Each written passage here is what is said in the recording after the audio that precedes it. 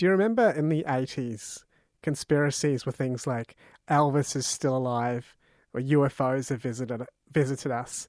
They were quite light and eccentric, mostly harmless, but they have taken on a darker edge lately. Conspiracy theories have taken hold on people's minds more than ever before in recent history. Things like COVID is a hoax, vaccines are dangerous, 5G is dangerous, world leaders are reptile beings from distant galaxies. Why are conspiracy theories appealing, and what do they reveal about us? Dr. Rachel Hannam is a psychologist from North Brisbane Psychologists. Hello, Rachel. Hi, Ashwin. Why do we fall for conspiracy theories, and why are they so tempting for some people?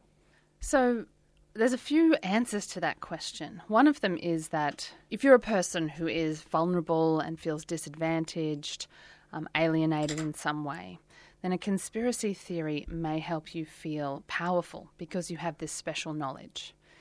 Now you maybe belong to a specialised small group of people who've called out the deception, sounded the alarm, seen the truth, and there's a specialness to that. But I think it also appeals to our need for understanding. Humans are sense-making machines, and we're not good with complexity, and we're not good with long-term thinking. We want answers. Answers are satisfying to the mind. And so when something as complex as COVID or climate change means that we can't wrap our head around what exactly has gone on and is going on, and we don't know what's going to happen, a conspiracy theory could give us a nice, contained sort of answer or explanation for what's going on, and it can reduce our confusion. I've heard, related to this concept, that from an evolutionary perspective, if you were walking through the jungle and you heard a twig rustle in the bush, you should assume that it's a saber-toothed tiger, not just the wind blowing. So do you think there might be paranoia, might be evolutionarily hardwired into us, just for our safety? And in fact, psychologists call that negativity bias. So our ancestors who assumed the worst, jumped to the negative conclusion, were probably more likely to survive. Might be the wind, might be a brown snake, so get out of there, pass on your genes. And so we are hardwired with this negativity bias. And then we have individual differences in our genetically influenced personality, as well as our early environment influences, which may make us more or less susceptible to conspiracy theories. What effects can they have on us and our relationship with other people? So conspiracy theories do promote a really negative, distrustful view of other people and other groups. And, because we think they've got antisocial motives. Even though that can be satisfying to think that we know that we can reduce all evil down to a single source and make sense of it. It was Darth Vader all along. No, it was the Emperor. Yes. In fact, the reduction in anxiety that can cause through, being part of something, in the end leads to increased mistrust and alienation. So ultimately, the thing that promises to be empowering to us ends up being very disempowering. Does it alienate us because other people resent our sense of supremacy, or because we just don't want to associate with them anymore? Yeah, it can be that. It can definitely affect relationships if we have a loved one who's been caught up in a conspiracy theory of some kind and they bring that into their social interactions. You can see how that would affect family and relationships and friendships. Also, the research suggests that people who get caught up in conspiracy theories have a decreased desire for engagement in society. They're less likely to take action to try and change anything. Why is that? Well, I think it's what I was saying before, that it's ultimately quite disempowering because you're attributing a complex phenomenon that's hard to understand to a single group or a single individual, which you can do nothing about. So it sort of absolves you of responsibility, which would be a bit of a payoff. But on the other hand, you don't take action to change anything because you think you can't. You're helpless. Confirmation bias comes up in these discussions quite a bit. Can you tell us what that is and why we double down on our beliefs? Sure. Yeah, so confirmation bias is one of those psychological biases they always teach in first-year psychology.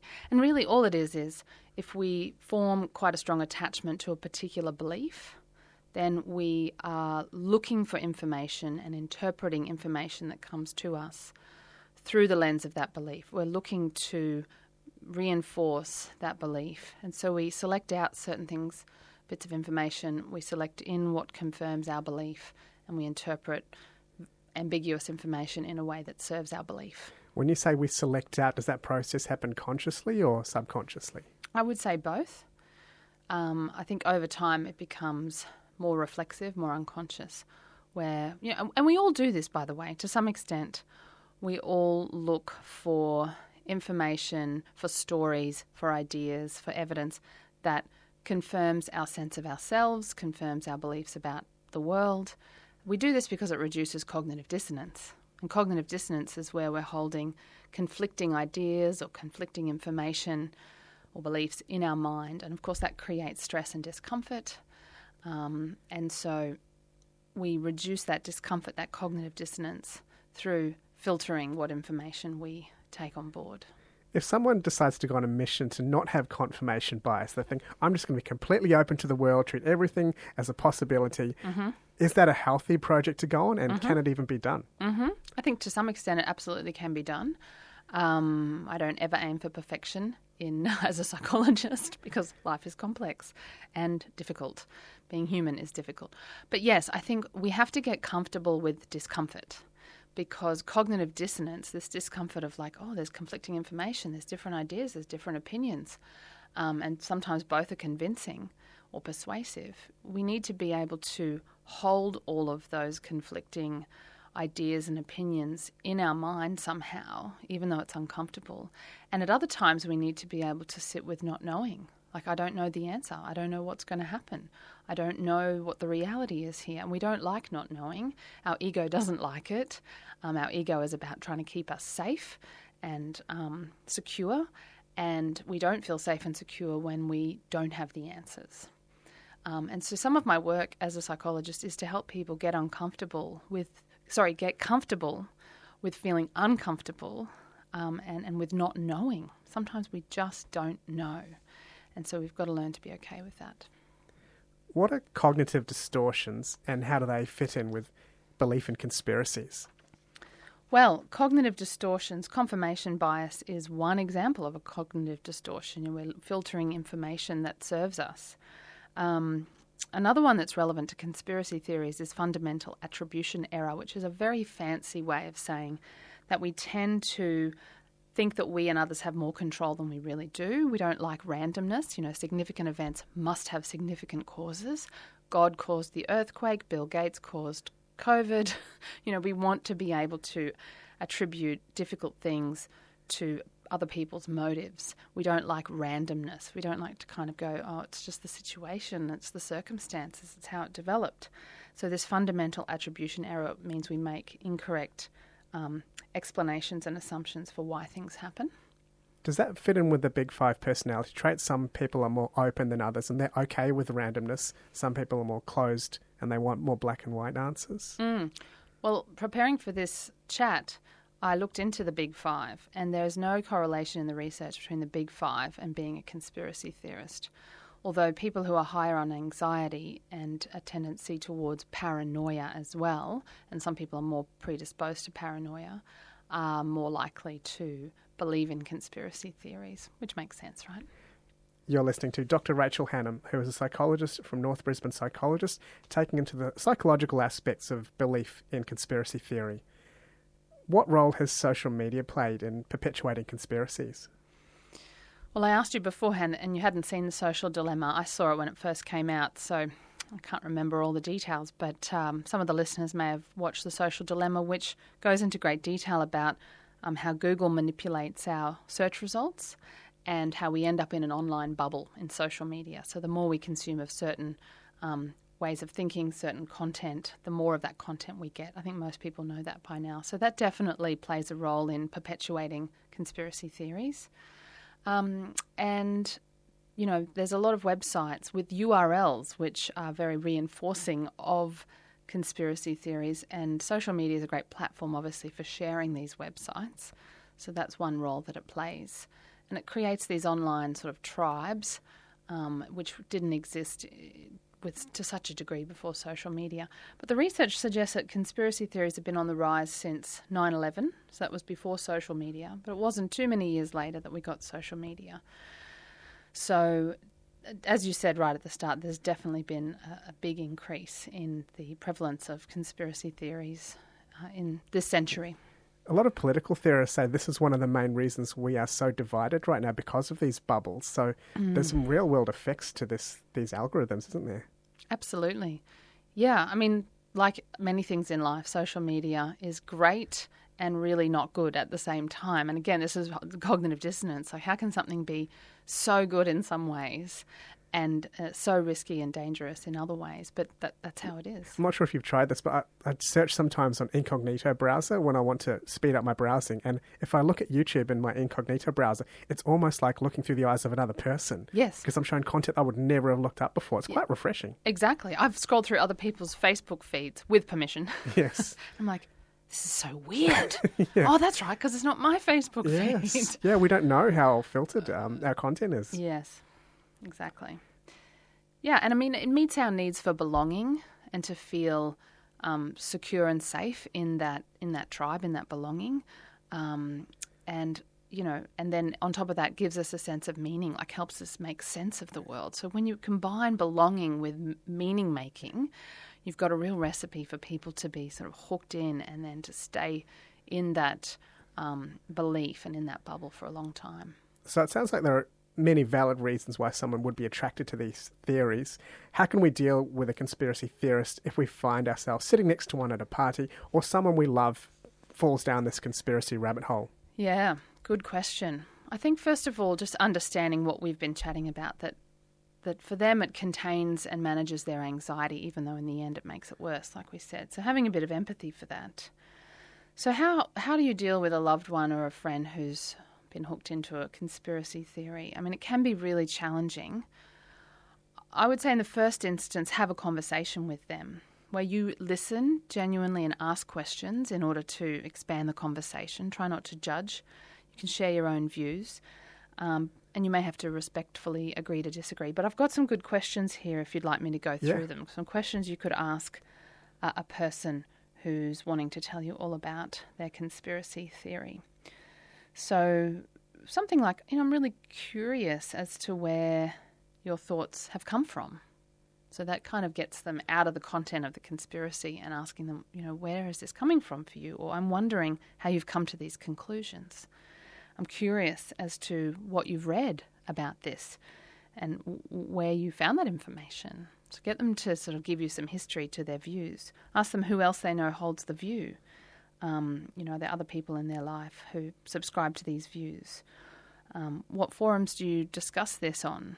Where do you kind of get your needs met for talking about this?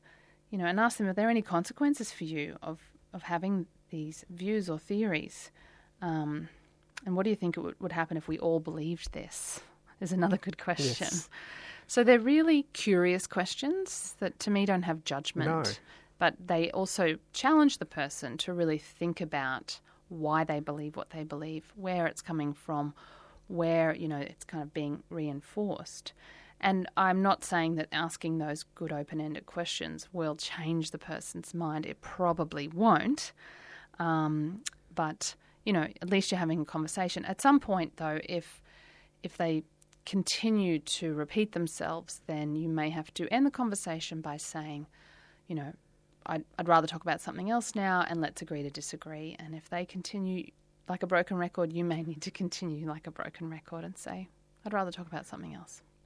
Are there any connections with this type of belief and fundamental religious belief?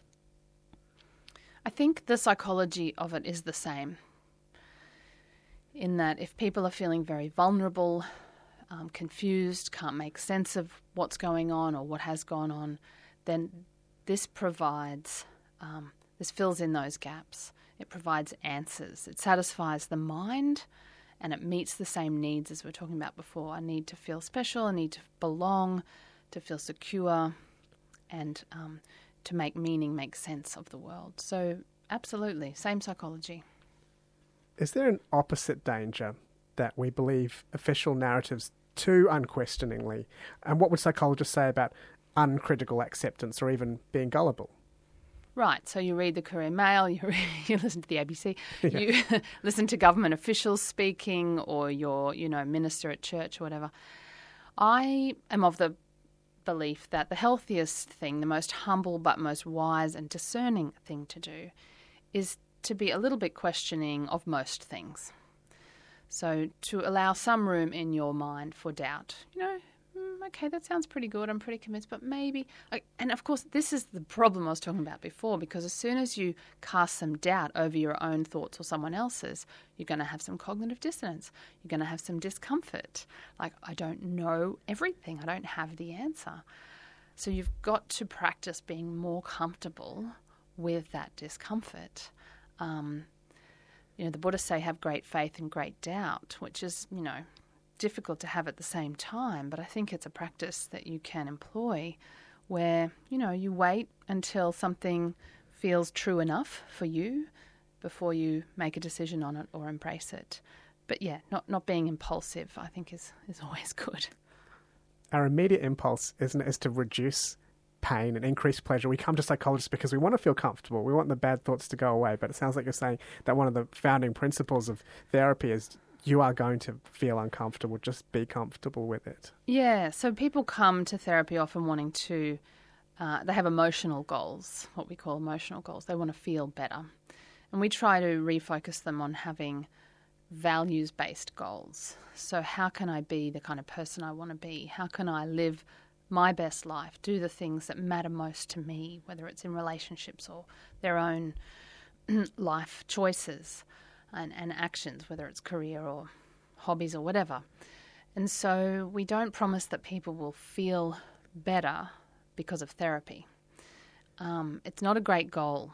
To feel always comfortable and always happy. It's not a good goal to have because we're human. To be human is to be anxious and be in survival mode sometimes. And be challenged. Like the most contented Homo erectus probably got eaten. The ones who were sort of a bit more anxious and vigilant would have survived. So yes, we need to have different goals. We need to know what our values are, know what we care most about.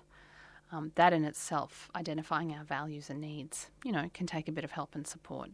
But then we can make life choices based on that rather than always just trying to feel good. And that's quite a big shift for a lot of people. I wonder if this ties into religion as well, because sometimes you can get the perspective that, yes, my body is suffering, my mind is suffering, but I'm more than just this body, more than just this individual mind. And so it's okay to suffer, and it just makes suffering easier. Absolutely. I often say that it's only through suffering that we gain wisdom and compassion. Like, I don't know of any other way that we get compassion and wisdom. We don't get it from books. We get it from living and from suffering and making sense of that suffering. Just harking back to an earlier question, do you think belief in conspiracy theories could reflect a distrust in government experts? And what does that distrust say about us from a psychological perspective? It's a good question. I think there's always been distrust of authorities and government figures all through history. That's my understanding. I definitely have clients who will come in the door being extremely cynical and sceptical about all sorts of authority figures, from their boss to government officials and CEOs and whatever. And when I take a history, I can see that it's started much earlier than adulthood, that they've had serious trust issues with the adults in their lives when they were young, who weren't trustworthy, who didn't make them feel safe and secure and heard and understood. So I can see how it generalises from early experiences of broken trust through to adulthood and putting the cynicism and mistrust onto authorities. Having said that, we do know that people who end up in positions of power some of them have got there through not being the most compassionate, authentic version of themselves. So I think, again, we're right to have discernment, not to believe everything.